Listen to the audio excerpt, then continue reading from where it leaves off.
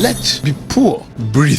Don't suffocate them. We have that responsibility. And we also thought that was a joke. Let the poor breathe, let the poor breathe. But they're actually showing us how the economy works. When President Tinubu made this remark, Nigerians took it as another cruise, and we cruise with it. Oh, let the poor breathe. Let the poor breathe. Let the poor breathe. And the House also had to pass the bill. The poor should breathe. Those who are in support of the additional prayer that the poor should be allowed to breathe, say aye. And those who are against, say nay. The ayes have it, the poor must be allowed to breathe. And we also thought that was a joke, but they're actually showing us how the economy works. They are actually trying to tell us that for the economy to become better and for the poor to have some kind of breath around them, that the rich and the people who controls the economy actually have to play a conscious role to that. Think of it this way. Back in the days when the kings, when the monarchs want to increase their wealth, when they want to increase their influence, what do? They just tinker and increase the levies, and boom, what happens is that the tax forces moves into play, moves into motion, and they cough out that money, that wealth from the poor population. That's also what happens in today's economy. Now, I'm not an economist, so don't even try to say, oh, you don't know what you're talking about. But this is just the simple way I see all these things, because come on, a lot of things are going wrong in this country. Things are too costly. Just look at things like bread. Deji posted something that this bread was 2,000 something before, but now it's 20,000. A cup of gari, ordinary grocery is now becoming unaffordable by the poor. What is cheap in this country again? We have lost 5 naira completely. I'm not even talking about the coins.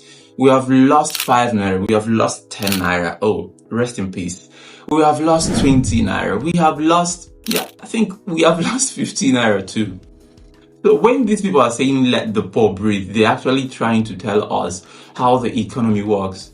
Because the only way this thing works is that the people who controls the natural resources, the people who controls the economy, they just tinker it. And the tax forces, what we now call the market forces, now moves into play. Just think of it this way. During President Tinubu's inaugural speech, he said something that fuel subsidy is gone. The first subsidy is gone. And all of a sudden, in less than 24 hours, the market forces went into play. In less than 24 hours, the tax forces went into play, and the price of fuel skyrocketed. It affected the price of transportation, affected the price of goods, affected the price of services. Why? Just because a single announcement was made. And that's why no matter what the poor decide to do on their own, no matter how much the poor try to struggle to make things better, it kind of looks as if we are shooting ourselves backwards. That's just how it feels. That's just how it appears. This is not just a Nigerian problem. This is not just a local problem. When I'm talking about the people who control the natural resources and the people who control the economy, I don't just mean the politicians. I mean the people who control it both from the local stage and from the international stage. And what have we resorted to do in this country? We have resorted to praying. We have been praying for decades and decades. Pastors have been telling us to pray for things to get better. But if you've prayed for that long, it should tell you that prayer isn't the solution to this, because the real reason for this is not about any evil forces. It's not about God. It's about you and I. It's because we humans are greedy. No matter how much we get, we always want to get more. No matter how much we get, we always want to get more. We have created a narrative. We have created an idea that you are not supposed to be moving on this slope, and that your wealth is not supposed to go down, that you're supposed to continuously increase. Ask yourself, the wealthiest person in the world in 2010 was with how much? 2020 was with how much? Now 2024 is down with how much? Where do you think those monies are coming from?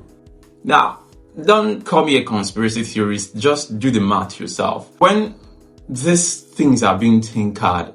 The tax force goes into play and it trickles down. Things get so costlier, and prayers is not the solution, because what we are dealing with is greediness. I think what we should do is, it's quite crazy, but I think what we should do is, each day we wake up, you just look in the mirror and tell yourself, today, I am going to let the poor breathe. I mean, especially the people who control natural resources, especially the people who control the economy. I'm not saying that we should not pray, but our pastors have told us to pray for decades for this country to be better, for things to become cheap. But things are becoming worse every day. I mean, it's very hard to eat these days. So to the people who control the economy in this country, to the people who control our natural resources in this country, if by any chance you see this video, just, if you wake up every morning, just look yourself in the mirror and tell yourself, I am going to let the poor breathe. Let the poor breathe. That's just it for this video. If you watched up to this point, you know the drill by now. Please subscribe to this channel. Yeah, let this channel breathe. Yeah, if you're watching on Facebook, do follow this page, like and share this video till I come your way again. P for peace.